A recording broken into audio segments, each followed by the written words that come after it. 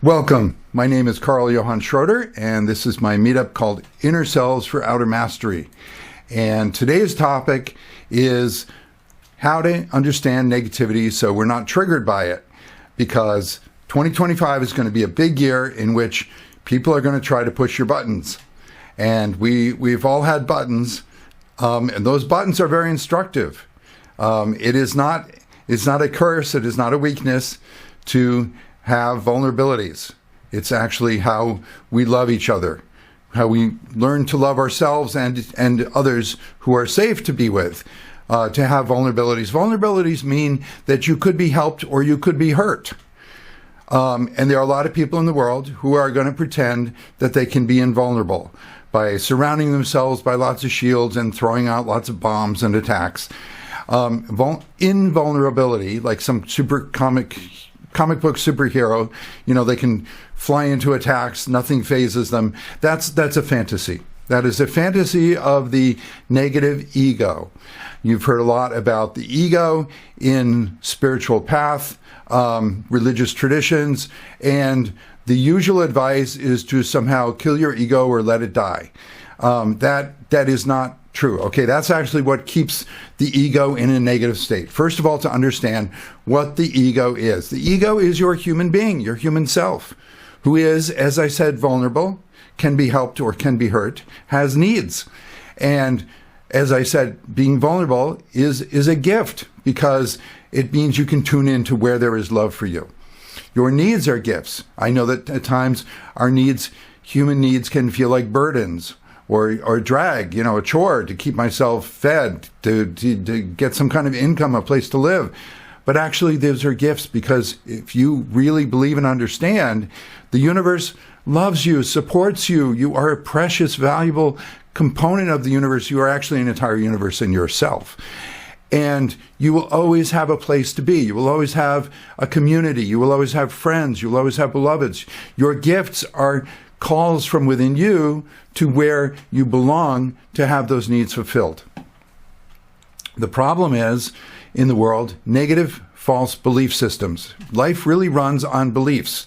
Now, I know it can seem like experience comes first. Oh, based on experience, I believe this. Actually, though, beliefs come first. If you really slow it down and examine it, you start to see, people's biases, the way that they see the world, their expectations, their explanations, their models of reality. That is what comes first. And then layers and layers and layers of beliefs leading to experiences, reinforcing beliefs, more experiences. Yes, then it can look like we have a world that's out of control, where nobody really has power, but everybody's trying to take power in some way. But it's the beliefs that come first, and you don't have to wait years and years to have a positive attitude to finally, have ripple effects and perk people up. And, it's like there's a lot of spiritual people who have a lot of optimism, a lot of cheerfulness. That's great.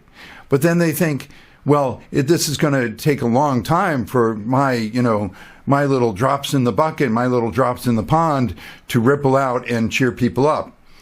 And then you can think, well, okay, but maybe there are other people like me, so our little droplets in the pond and ripples are combining, and maybe there'll be some kind of big wake-up event. And then you got these ideas of like the 100th monkey effect. It's like, well, maybe there's some kind of tipping point. If just enough of us get together and meditate and have positive thoughts, everybody else will be somehow forced to wake up. It's like sooner or later, everybody's kind of having this fantasy, whether it's a positive fantasy of, the world is going to be a beautiful, wonderful place when we just make everybody wake up.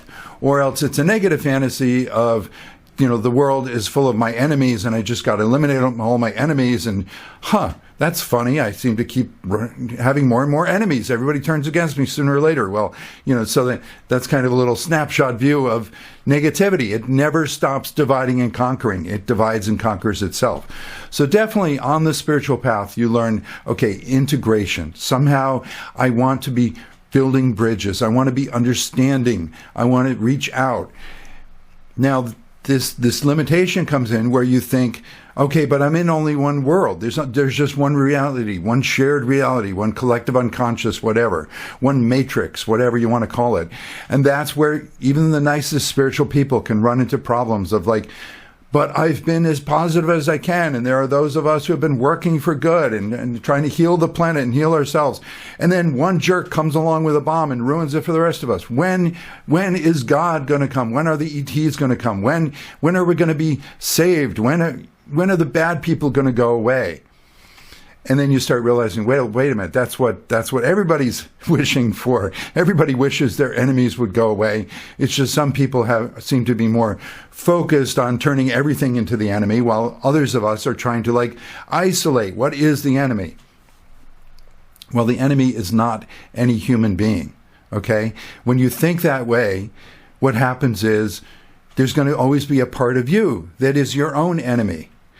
There is an enemy, though. We don't want to flip to another extreme that says, no, everybody is good and there is no real evil and, there are no real problems. And, well, okay. It's true there's no inherent evil to the universe, but there are things that aren't good for you. Remember I said about vulnerability. It's a gift to be vulnerable. It's a gift to have needs. They're going to call you. They're going to force you if necessary. Your needs are going to drive you to find the places where you belong. The places where you don't belong, you can be hurt. And that is where you can start going into defenses. And human beings can get really ugly when they're defensive, can't they? But years ago, and I've been on the spiritual path for a long time. I had a big spiritual awakening after college. College, adolescence, those were very dark years for me. I actually had a pretty nice family. I didn't have so much direct family abuse, but my parents were abuse survivors. So as an empath, I could pick up on like, man, there's real skeletons in the closet here. And then when I go to college, high school and then college and learn about the world, like, oh my God, it's a scary place. But then, so I had a lot of kind of darkness of like, I was always pretty forward with myself. I was always like, okay, I feel kind of suicidal. I'm smoking cigarettes because I'm killing myself. I'm thinking awful thoughts because I want to get out of here. I want to get out of this world. And then I had a spiritual awakening after college. Basically, I had to enter the workforce, and I kind of picked myself up, and as cheerful as I could be, I had graduated in software, and I got the sweetest little company job that I could, and just had a really positive attitude toward it. And they gave me an impossible assignment, and I was backed into a corner, like feeling really defensive. And I just like, please, like how can I get through this? And I thought of meditating, and I didn't know how to meditate. It was just basically after hours in front of the computer, I was like, please, can I just sort of channel the solution? And what came to me, the solution was a lot bigger than just the solution to the software project in front of me. The solution was the universe is alive. It loves us. And my mind interpreted as God is real, oh my God. And I was filled with love, and I was crying for days, and I was hugging strangers, and people thought I lost my mind. And then I had to like calm down. And I've been integrating that my whole life. So I have lots of understandings on lots of topics. And this topic of how to handle negativity, where it really comes from, how to hold all human beings in the best light, and yet at the same time be realistic. Human beings who are buying into the negativity, they are dangerous. One of my favorite slogans, I get these slogans from my soul, from my higher self, sort of channel your true self, your greater being. One of my favorite slogans is, I can love anyone from the right distance. You need to have the right distance to be able to have compassion and understanding for beings who would hurt you if you came on their radar. And the thing is, you can't just keep dangerous people, dangerous things away from you by force. It has to be natural. The universe, which does love us, the universe is alive and it loves us. We are each a form of the universe. We are each a blessed, amazing creator being. We have a place in a positive universe. We have to, though, understand where the negativity is really coming from. It's from belief systems. So belief systems, I mean, you get into consciousness. It's like the way I see things. I mean, a nice metaphor is glasses, right? Rose-colored glasses or poop-colored glasses.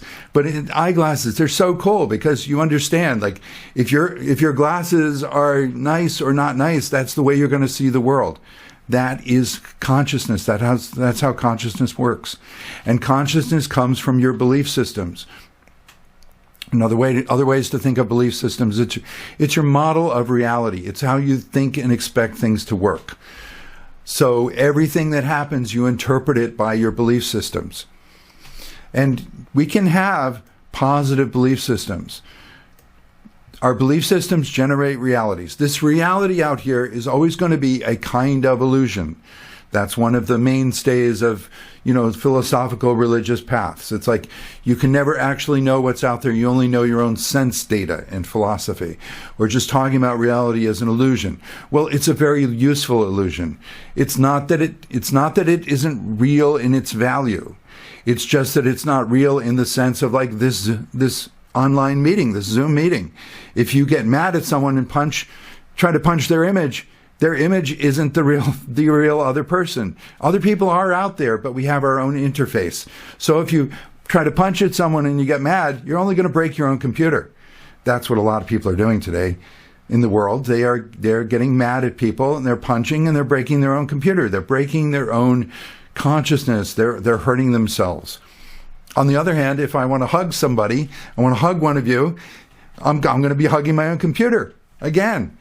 But we can communicate. There's a precious ability to communicate across the universes. In science, we're told there could be multiverses. We don't really know because you can never really prove it. One universe can't really communicate with another universe. How can it? So each universe is always within its own scope, within its own rules. Yes, that's within the reality systems. We are more than the reality systems. So we are a human being living in beliefs, living in reality systems. And we can only really interact with parts of ourselves, but we can also communicate with other people. You're really out there, I'm really here. And so then the human part of ourselves lives within the belief systems, the expectations, your Tinker Toy model, your Lego model for how the universe works. Picture beliefs as this band of ideas, of thoughts that you can adopt. And above that, you have a spiritual self. That's the you when you step back and you reflect on your life. It's like, oh, I was so mad, I was so caught up in things, or I was so happy, I was so caught up in things. And then I step back and reflect on like, how did I get there? Where do I want to go from here? That's your spiritual self. We need more than ever at this time in history to be very clear about our human selves and our spiritual selves and the belief systems between them. We need to find positive beliefs that allow us to travel back and forth from being focused in the human beliefs experience in this reality illusion. This illusion is very real if you love. We make this life real with our love. And this is how creation extends itself. That actually everyone is creating belief systems and then populating it with positive beliefs to let through the love. It's a resonant experience. It's not a direct impact experience. So one characteristic of negativity, of the negative false beliefs that drive people to have threatening experiences and then become defensive, one characteristic of those negative false beliefs is that they say the world is about impact. You can make things happen. You can force people to do things. You can threaten people and say like, I won't hurt you if you do things for me. But like I said, we all live within our own belief systems. You're only going to punch your own computer if you try to punch someone in the online meeting. But you can love people. I can communicate things that really resonate with you, that bring up your own experiences of like, oh, I agree with that. I feel like that's the real value we have in life. It's not an impact value. We're not here to make things happen. We're not here to force each other. That is the domination culture, as I like to say.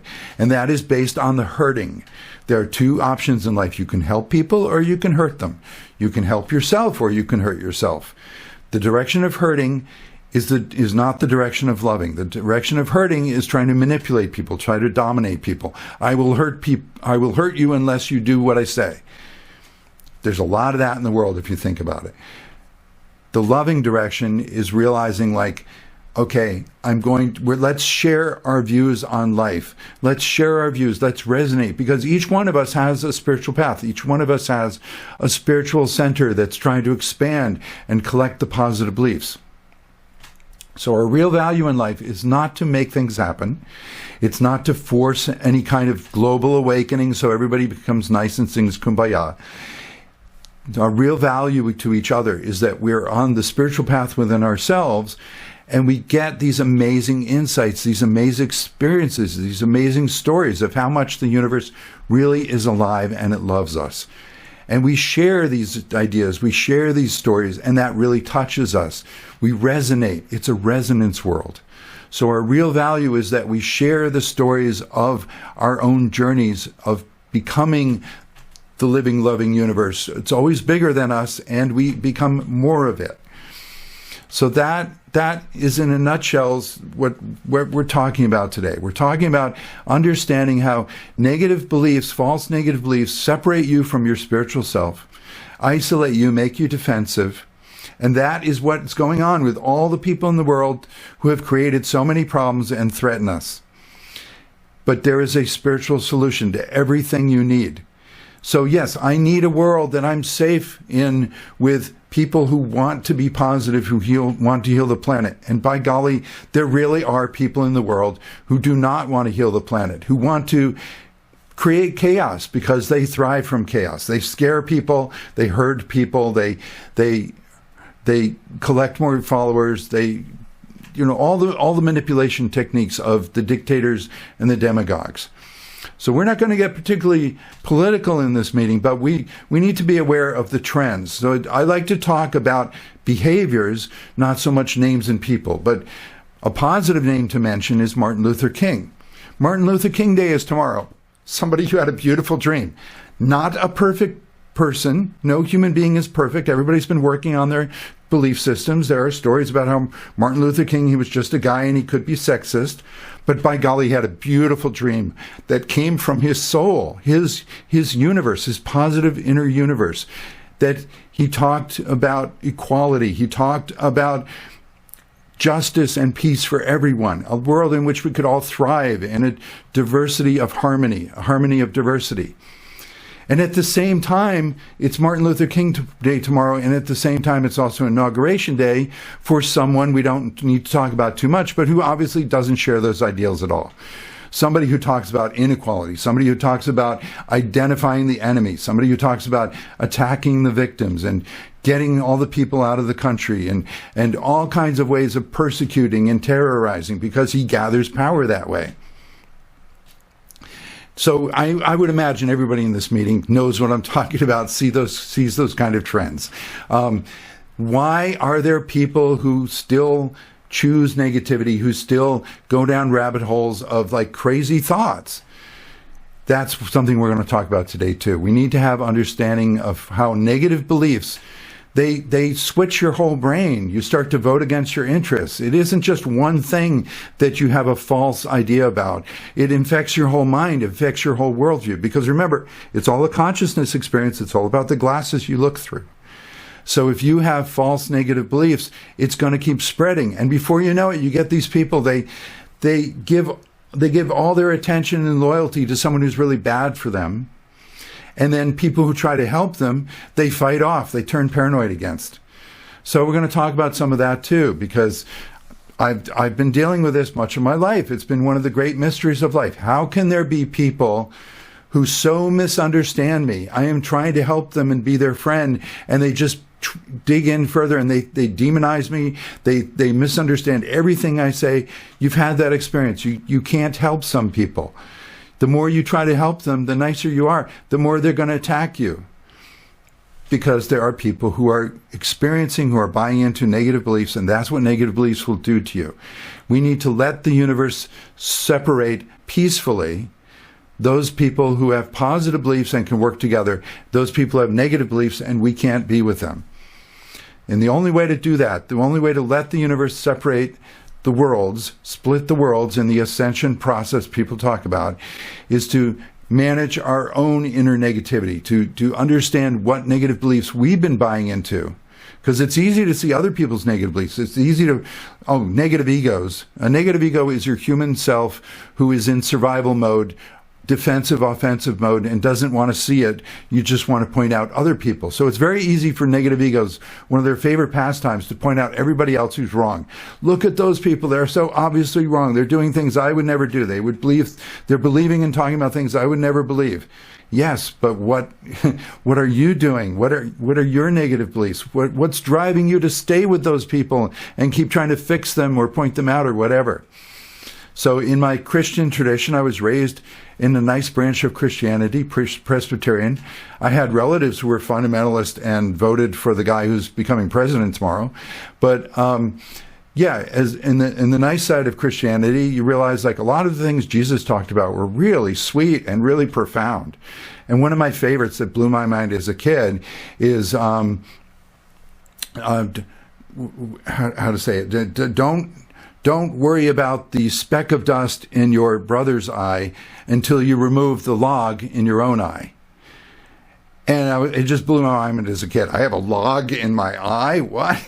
But yeah, it's that surreal. It's that profound. If you haven't removed your own negative beliefs that make you stay with other negative people and fight, it's like you can't even see reality. So enough said. Let's go into a bit of a check-in sharing time.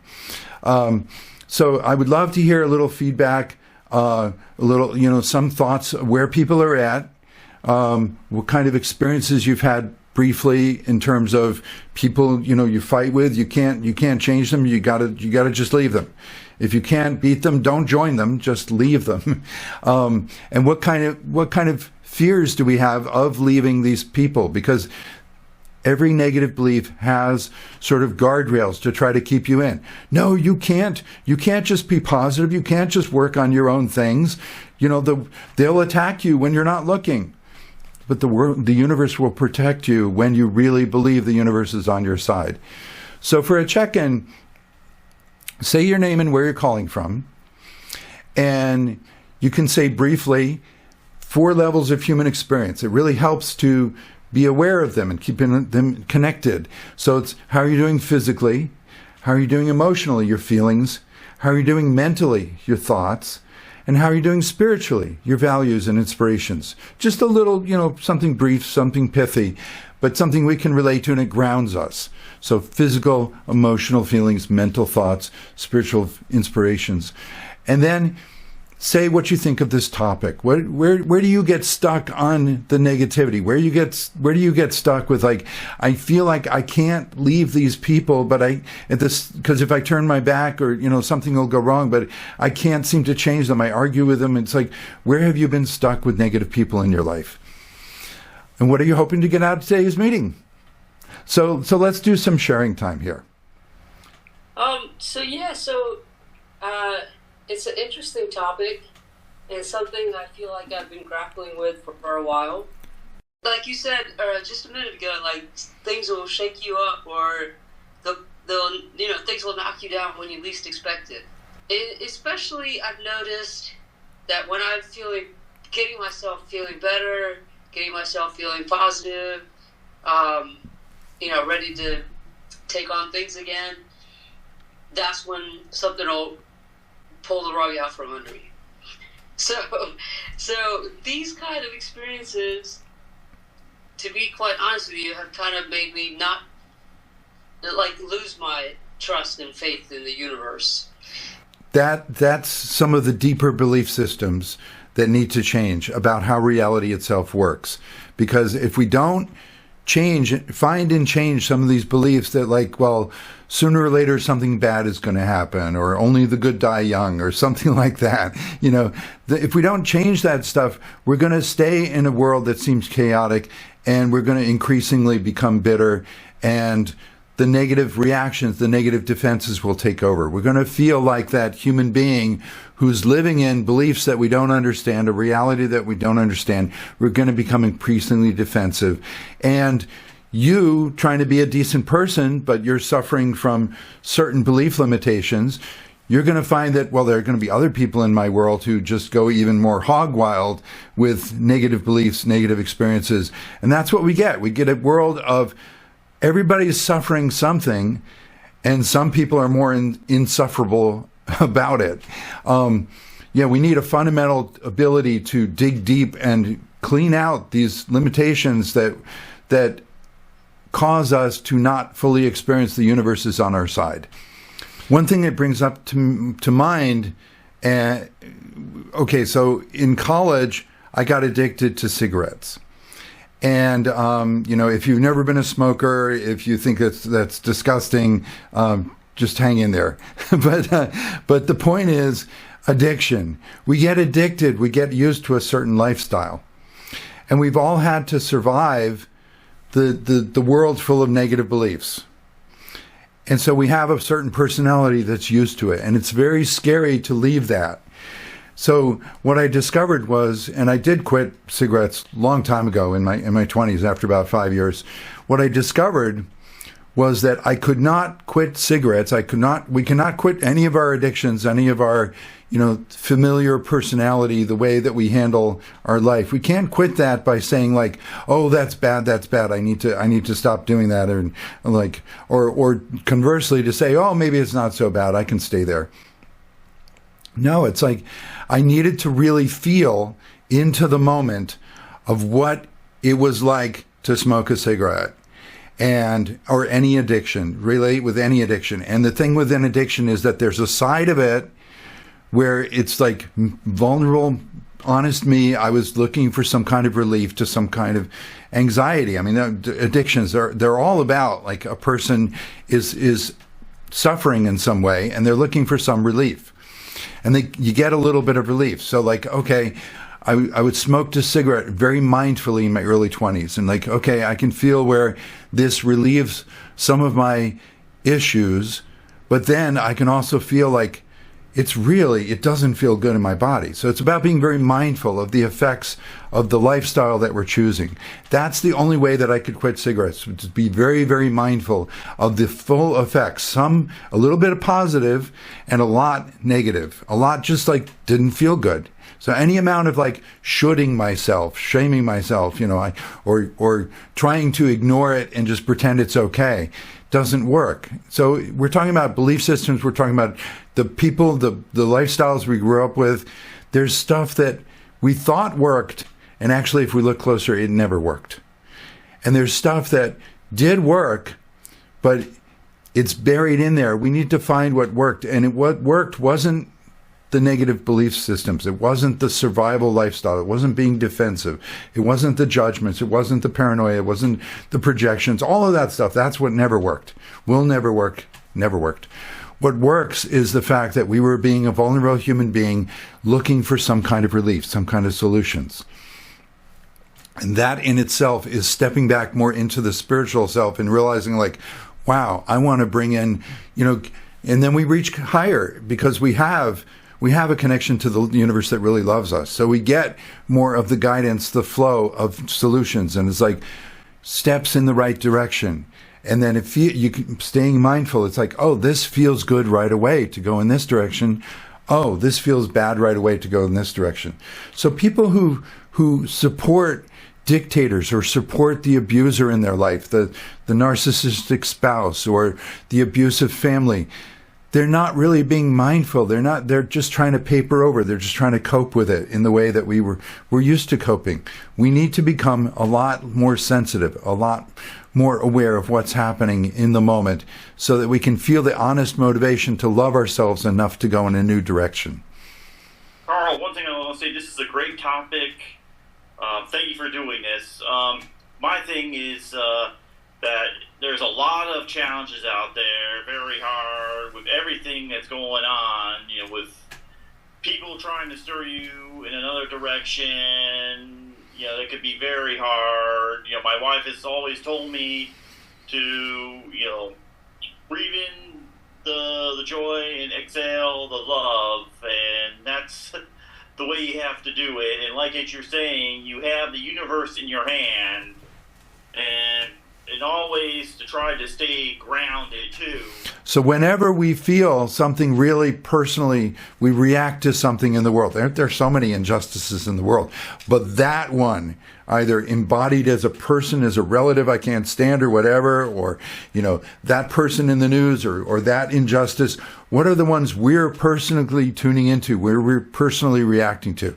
The personal reactions, when it gets really personal, that's when people can either go really negative and lash out, or go really positive and realize, okay, I tuned into something. This is my trigger. The triggers are wonderful because they're pointing out, I have a belief here.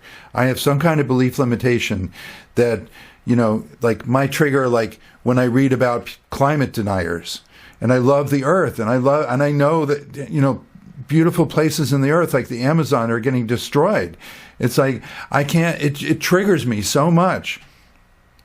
And then that's where I'm like, okay, great. I don't have to believe that that's the way things have to be. I have to find a belief limitation in me. And the belief limitation ends up being, ultimately, it's around, do I create my own reality? We hear this a lot in the New Age, in spirituality. I create my own reality. I create my own reality. What do I really think that means? Does that mean I just maintain a positive attitude while the ignorant, destructive people continue to destroy my planet?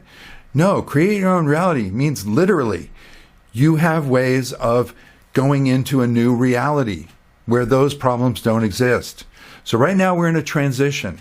We need to maintain the best human attitude we can, but also realize there's a spiritual level where we're going to have unbelievable beliefs. We're going to change our paradigms in ways. We're going to think about shifting through the multiverse. We're going to think about, how do I really get aha moments of changing a fundamental assumption that doesn't have to be true, that there are multiple Earths in the universe, that I can shift to a different timeline. And I don't know all the details of how that's going to look, but I know that there are Earths that don't have pollution problems. That it's a poop colored glasses. Like, take the glasses off. There's only paradise. We have these different glasses. The glasses are fine. Don't smash your glasses. That's your consciousness. That's us learning how to master belief systems, to let in the fact that there is only actually a paradise. And then there are all these variations of how people experience it, all the way down into horrible, horrible experiences, hellish places. There are people who want to drag Earth into a hell. Let them go. Don't go with them. It's a really powerful time to not be triggered to react and stay in the world with the problem people, but to be triggered in a way of like, aha, that's something I could change in myself, and I could see and experience the world in a whole new way. Just wanted to echo what you're saying I never heard of poop-colored glasses before, and I thought that was really funny. And I have bipolar disorder, and with bipolar disorder comes black and white thinking. So I often find myself, either I have the rose-colored glasses on or the poop-colored glasses on. So, I'm trying to find, a middle ground and, see with my actual clear glasses. So, yeah. Thank you for sharing that, Carl. Yes. When I had my spiritual awakening, a channeled entity named Lazarus really helped me a lot. And one thing he said was, on one hand, you're like, oh, I still have this problem. I still keep going back to the same problems. What's wrong with me? And then he said, but would you want to have different problems every day? Would you want to keep having new problems? No. The whole point is to have the same old problems and keep circling back until we finally do solve them. And to realize it's about belief systems. We can want a great life. We can wish, just being a nice person would fix everything. But at the bottom of it all is learning how to manage our belief systems, learning how to create our own reality. So yeah, we're going to keep circling back to the old beliefs until we learn how to not believe that and change our belief.